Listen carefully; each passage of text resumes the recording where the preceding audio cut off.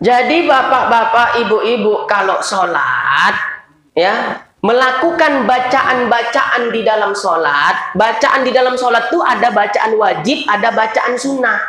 Bacaan wajib itulah yang disebut dengan rukun qauli tadi. Bacaan-bacaan sunnah itu disebut dengan sunnah qauli. Seperti seperti doa iftitah, membaca surah, membaca takbir-takbir intikal, membaca tasbih ketika ruku, ketika sujud, itu termasuk bacaan-bacaan sunnah di dalam sholat. Ulama mengistilahkannya dengan sunnah-sunnah qauli. Jadi ketika kita melakukan bacaan-bacaan wajib atau rukun qauli dan melakukan bacaan-bacaan sunnah, yaitu sunnah-sunnah qauli, gerakkan bibir kita. Bukan ketika 5 itu aja. Waktu baca doa iftitah, dalam hati balik. Sama aja, nggak dapat dia pahala sunnah membaca doa iftitah. Gerakkan bibir.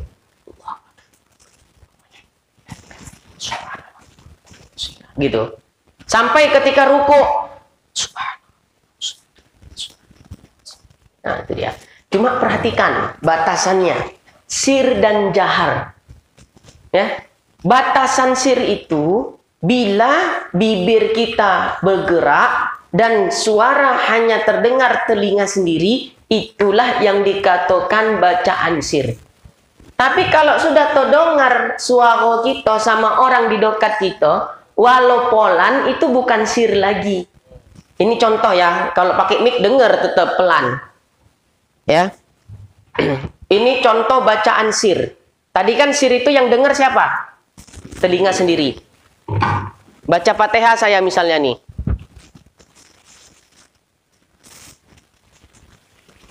Ustadz Isa dengar? Tidak. Ustadz dengar? Nah, itulah bacaan sir namanya.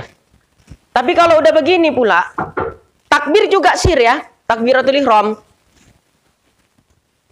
Nah, itu sir. Tapi kalau udah begini pula, ini makmum. Allahu Akbar. Polan, tapi orang di dekatnya dengar suara tuh. Itu bukan sir lagi namanya, tapi udah jatuh jahar. Ya, nah, jadi jahar itu bukan ya kuat-kuat Bismillahirrahmanirrahim. Bukan itu jahar, bukan itu saja. Suaranya polan, tapi orang udah dengar suara dia, itu udah jahar namanya. Ya. Baca Fatihah. Bismillahirrahmanirrahim. Alhamdulillah. Ar-Rahman. Maliki yaumiddin. Iyyaka na'budu wa iyyaka nasta'in. Walau. Itu. Waktu walatnya itu ya. Walat gitu ya. Ada deh. Khair. Itu pelan nggak tuh? Pelan, tapi orang terdengar tidak suara dia. Nah, berarti sir apa jahar? Jahar. Jahar. Nah, makanya dirubah. Nah, inilah pentingnya mengaji. Makruh. Tidak sampai sholat batal, tapi kuranglah pahala kita. Udah dosa banyak, pahala berkurang. Nggak balance dia kan gitu kan? Iya.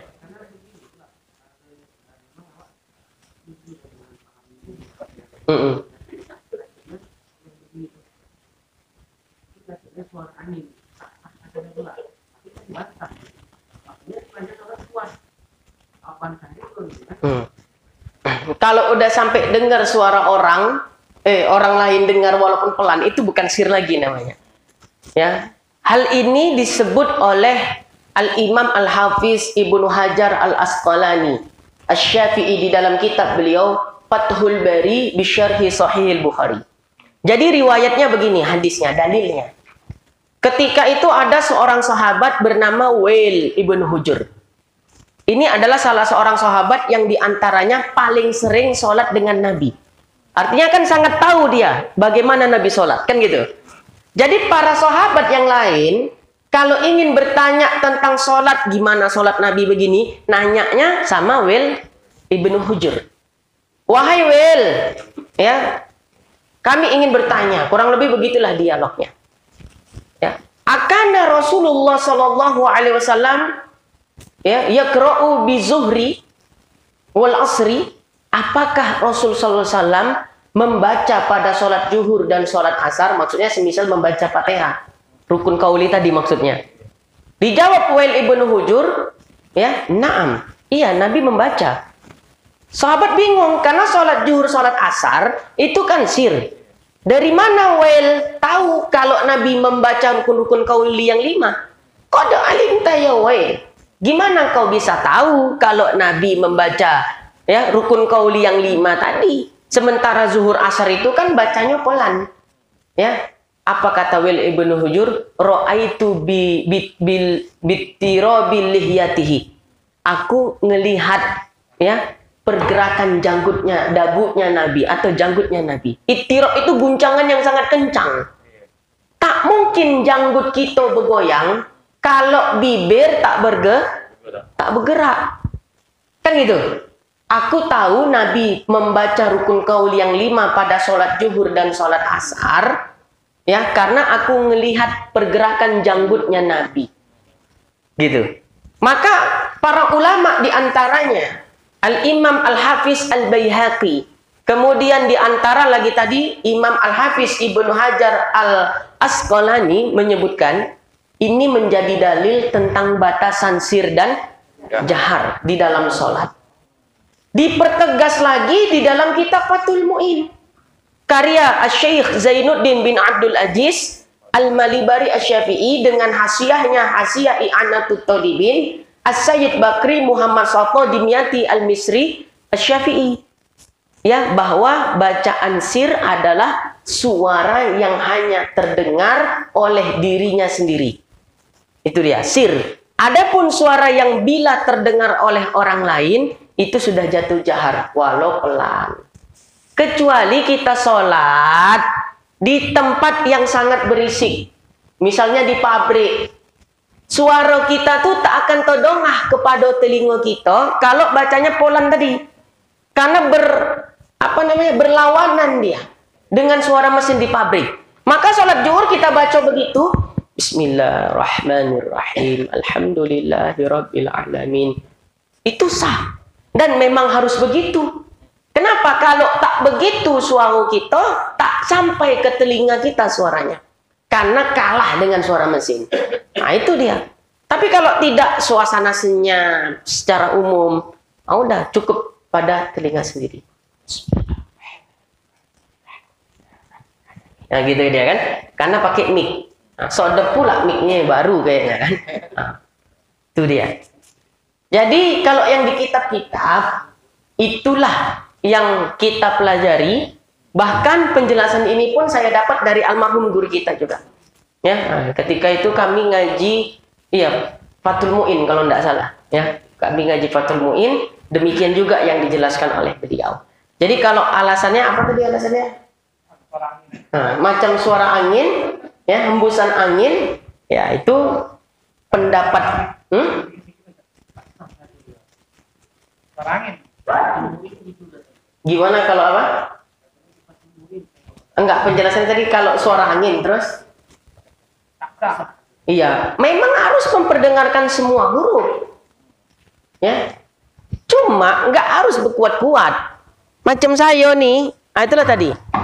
Ini bacaan saya nih.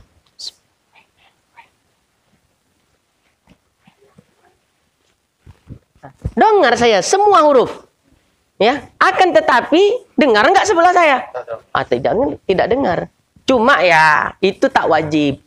Ya, hukumnya adalah sunnah. Ya, kalau tak begitu hukumnya makruh. Ya. Kalau ambil pendapat yang gerak-gerak pendapat Imam Malik mengambil pendapat gorak bibir tanpa suara, kan gitu kan? Apakah sah di dalam mazhab Syafi'i? Tidak sah, tapi menurut mazhabnya Imam Malik itu sah. Ya, tapi ada juga satu kaul di dalam mazhab Syafi'i yang mengatakan sah. Tapi itu kaul doif. Jadi daripada pindah ke mazhab Maliki, kalau memang mau mengamalkan pendapat itu, niatlah saya mengamalkan mukobilnya kaul asah. Gitu dia. Jadi nggak harus pindah kepada mazhab yang lain. Nah, jadi setahu saya kalau sampai terdengar oleh orang yang ada di sekitaran kita, itu bukan sir lagi namanya. Ya, tapi jahar. Ya, itu yang setahu kita daripada guru-guru kita. Nah, baik. Tapi sekalipun tidak berdampak kepada sah dan batalnya sholat, ya. Itu terkait masalah kesunahan saja. Nah, apalagi pakai mic, makin sodep lah.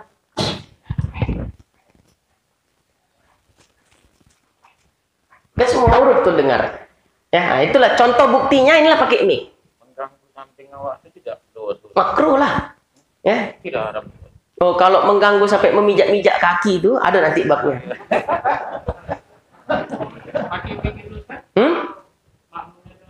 Nggak apa-apa.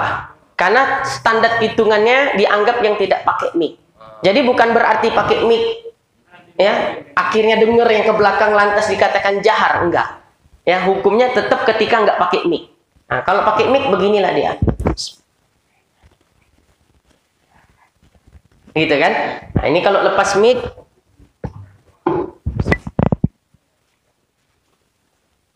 nah, saya dengar. Bedanya kan lepas sama pakai.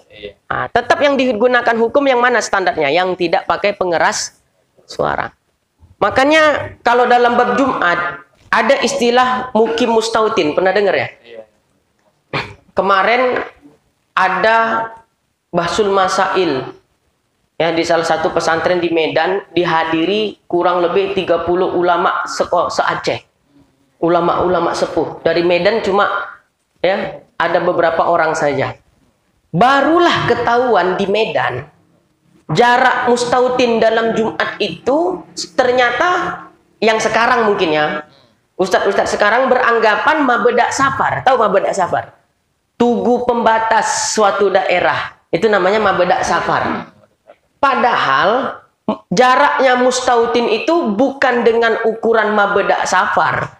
Tapi mustautin itu adalah orang yang tinggal di dekat masjid diberlangsungkannya Jumat.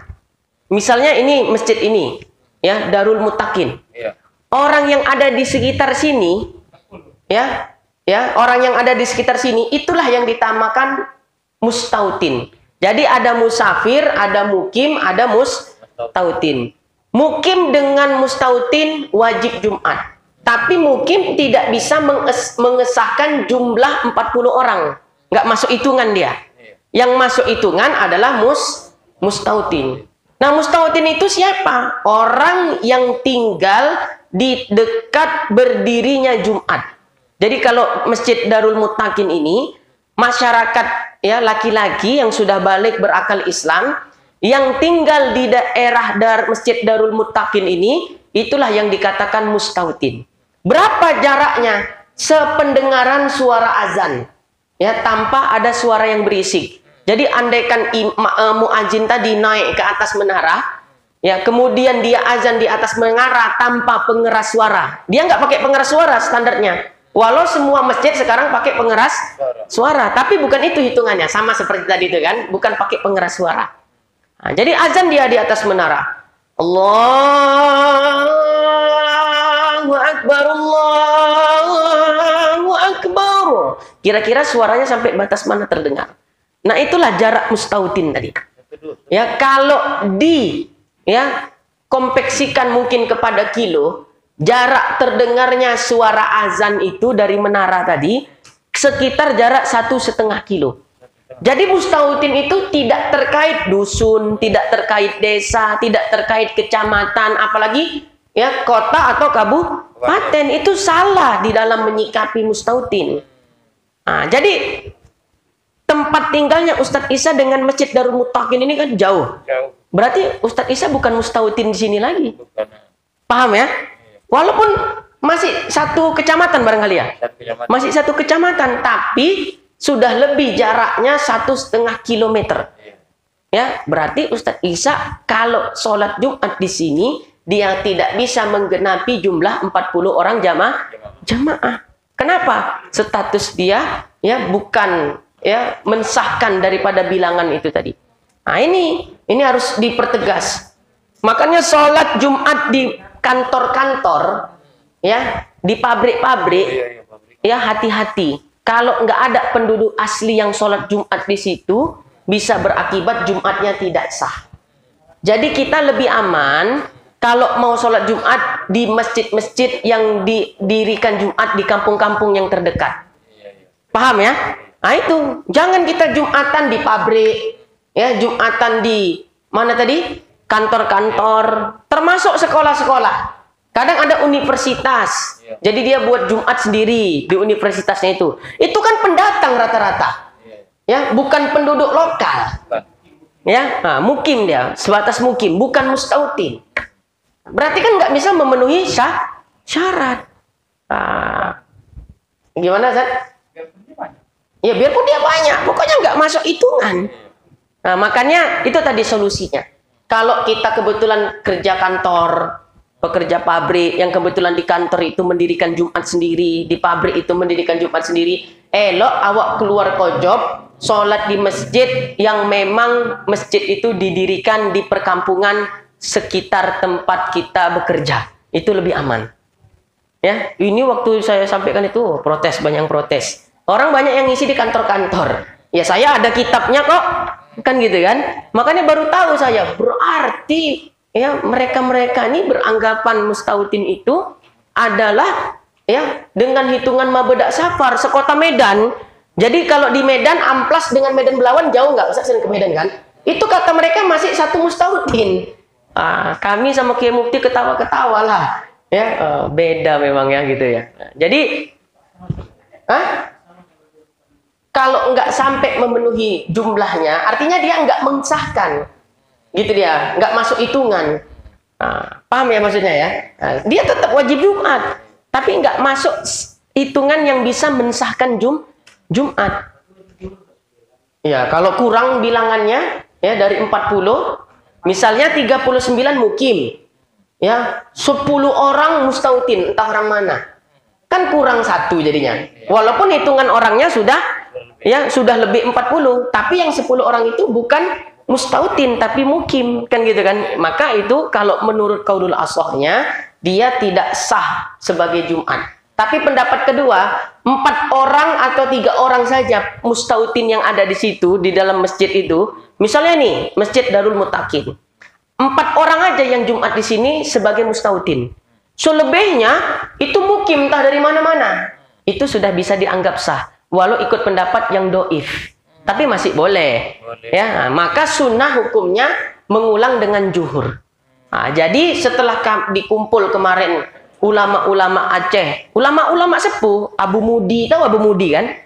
Pernah nggak nengok di YouTube? Ya, pondok pesantren Mudi Mesra Samalanga itu kan terkenal itu. Ya di Aceh sangat dihormati.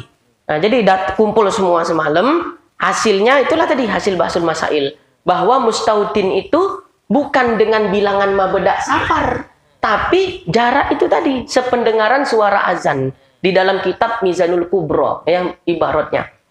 Jadi satu sekitar kalau dikonveksikan 1 kilo ya 6 ya 6 apa tuh namanya 600 meter gitu ya kurang lebih ya. Jadi pokoknya kalau udah lewat 1,5 udah ya keliling, udah bukan mustautinnya Masjid Darul Muttaqin. Di situ yang Bahsul Masail dokter-dokter. Wah, ya, dokter S3, awak S apa lah, S cendol ya kan. Di sini ya sanksinya Ustaz, pabrik. Nah, pabrik itu tadi ya. Gini mensiasatinya, kalaupun memang mau mendirikan Jumat di pabrik tadi, hadirkan mustautin yang di dekat pabrik itu minimal 4 orang aja, udah sah itu. Ya, qaul doif. Tapi boleh diamalkan. Cuma setelah itu sunnah ganti dengan zuhur. Jadi kalau sekiranya nggak memenuhi, ini yang Jumat ini buruh pabrik semua yang asal luar. Nggak ada mustautinnya 4 orang di situ. Nggak sah Jumatnya. Maka wajib mengulang dengan zuhur. Jadi mengulang zuhur itu bisa jadi wajib, bisa jadi sunnah. Iadah zuhur itu bisa jadi wajib, bisa jadi sunnah. Nah, kalau memenuhi minimal 4 orang saja mustautin, sunnah iadah dengan zuhur. Karena sah Jumatnya. Menurut qaul doib. Itu catatannya. Maka khurujul minal khilaf ganti dengan sunnah. Ya, dengan apa? Jumat diganti dengan zuhur. Setelah Jumat, sholat zuhur lagi. Itu dia. Nanti kapan-kapan bab Jumat kita bahas. Udahlah, jam berapa pula nih? Jam 10 dah. Tak jadi membaca kaidah fikih nih. Baca aja Ustaz. Udah hilang. Sedap. Lama jumpa. Udah, untuk fikih itu dulu. Yang bisa kita bawa pulang tadi tentang rukun qauli. Khilafiyah-khilafiyahnya itu bumbu pemanis kajian kita. Ya, tapi inti yang bisa dibawa pulang mungkin selama ini kita sholat waktu melakukan rukun qauli yang 5, kita membacanya di dalam hati saja. Sekarang setelah kita mengaji, kita tahu ternyata kalau dibaca di dalam hati tidak sah. Maka nanti kalau sholat, mau sholat wajib, mau sholat sunnah, waktu takbiratul ihram, gorakkan bibir, perdengarkan suara pada telinga, telinga diri sendiri, bukan telinga orang, gitu ya. Telinga diri sendiri. Begitu. Baca Fatihah, gerakkan bibir, dengarkan telinga sendiri. Gitu. Sampai ketika mengucapkan salam. Intinya semua bacaan sholat, baik bacaan wajib maupun sunnah, perdengarkan dia pada telinga sendiri, ya, pada telinga sendiri. Kalau berisik sehingga kita tak dapat memperdengarkan suara walau pada telinga sendiri dengan cara berbisik seperti tadi, maka boleh menjaharkannya. Bahkan wajib hukumnya menjaharkannya. Demi apa? Menyampaikan ya bunyi bacaan-bacaan wajib rukun qauli 5 tadi pada telinga diri sendiri. Keterangan bisa dibaca di dalam kitab Sulamut Taufik. Yang masalah berisik tadi, kalau kita bacanya ya dapat diyakini nggak sampai suara ke telinga sendiri. Karena mesin akhirnya Bismillahirrahmanirrahim. Alhamdulillahirabbil alamin. Nah, itu kan udah jahar itu. Tapi kalau tak begitu tak sampai pula ke telinga kita. Ya karena suara berisik mesin tadi, maka wajib membacanya seperti itu. Nah, mungkin itu yang dimaksud itu tadi. Ya, karena suara kebisingan sehingga dibacalah tadi rukun qauli 5, tak sampai terdengar pada telinga, akhirnya dijaharkan dia. Kan gitu kan, itu hukumnya wajib jadinya. Tapi gini Ustaz, dia menganggap itu tak dengar ke telinga dia, kuat dia baca. Nah, tak tahulah. Dia poka. Nah, kalau dia poka mula, dia suruh sendiri aja. Itulah ya, lain pula. Ya ada namanya hakun salim. Ya hakun salim itulah bagi haknya orang yang sehat. Ya bagi haknya orang yang sehat itulah suara cukup pada telinga dia sendiri. Nah orang yang poka, cemano pula? Ya kalau muktamad tadi dalam Sulamut Taufik dengan baca kuat baru nyampe pada telinga dia, ya maka wajib dia baca. Cuma jangan sholat di masjid, begadoh orang nanti. Itulah itu kalau ikut yang muktamadnya. Makanya tadi kan dalam mazhab kita ada 2 kaul nih. Ya mukobilnya kaul asoh, kaul yang kedua, menggerak bibir pun dah jadilah, walau dia kaul doif. Kaul doif pula Ustaz, pendapat lemah, walau dia kaul doif, pendapat lemah masih boleh diamalkan. Ya masih boleh diamalkan. Yang nggak boleh untuk dijadikan fatwa. Kita nih nggak semua bisa ngamalin kaul muktamad, semua enggak. Ya contoh, ya lagi sholat bersin. Dalam matolaul badrin batal nggak sholat? Batal. Ya karena keluar suara 2 huruf, menguap. Kadang macam buaya. Lagi sholat. Keluar nggak 2 huruf? Keluar. Kaul asoh itu batal. Akhirnya kita mengamalkan pendapat yang mukobilnya kaul asoh. Nggak batal sholat. Ya. Pendapat yang kedua, ya kenapa sulit mengamalkan pendapat pertama? Ya kenapa pendapat kedua tidak batal? Karena yang membatalkan sholat berkalam. Kalau dalam ilmu nahu kalam itu kan jelas al kalamu huwa labzul murakkabul mufidu bil wada'i. Nah kalau menguap pula, mana pula termasuk kalam dalam ilmu bahasa Arab? Iya kata. Nah kan gitu kan? Jadi pendapat kedua tidak batal. Makanya pendapat pertama, Ustadz, apa hukum menangis di dalam sholat? Batal sholatnya. Pendapat yang kuat di dalam Matolul Badrin. Kan gitu kan? Tapi pendapat yang kedua, ya tidak batal. Karena tidak termasuk kalam. Makanya sebenarnya kita nih sering sekali mengamalkan yang doif tanpa kita sadari. Nah ya, tapi ya memang kayak begitulah di dalam fikih. Terjebak kita dalam 2 hal yang semisal itu. Untuk diri sendiri, terapkan pendapat yang muktamad. ya, untuk memberi fatwa kepada orang lain, ya, berikan jawaban yang meringankan supaya dia mau beramal. Jangan untuk awakmu yang doib aja. Giliran orang bertanya, batal katanya. Mana ada orang tidak mengaji? Contohnya gini nih, fakta realita nih. Kalau makanya ini ada fakih, ada mufti, ada qadhi. Apa bedanya? Fakih itu orang yang mengerti fikih-fikih mazhab dan bisa menghuraikannya. Ya, menghuraikan ini kaul ini kaul ini kaul asah, ini mukabilnya, itu fakih. Tapi ketika dia mampu melihat realita, ya, artinya setiap orang bertanya, dia melihat psikologis orang yang nanya dulu. Ini bisa nggak pakai muktamad? Ini bisa nggak orang ini pakai yang mukabilnya, yang kaul, ya kalau nggak bisa muktamad, pakai yang doib. Itu udah sekelas mufti. Jadi mufti itu apa? Bukan sekedar paham ilmu fikih aja, tapi harus mengerti, ya, daripada realita masyarakat. Ya, kemudian ada namanya qadhi. Qadhi itu di atas faqih, di atas mufti. Karena qadhi itulah yang memberikan fatwa hukum.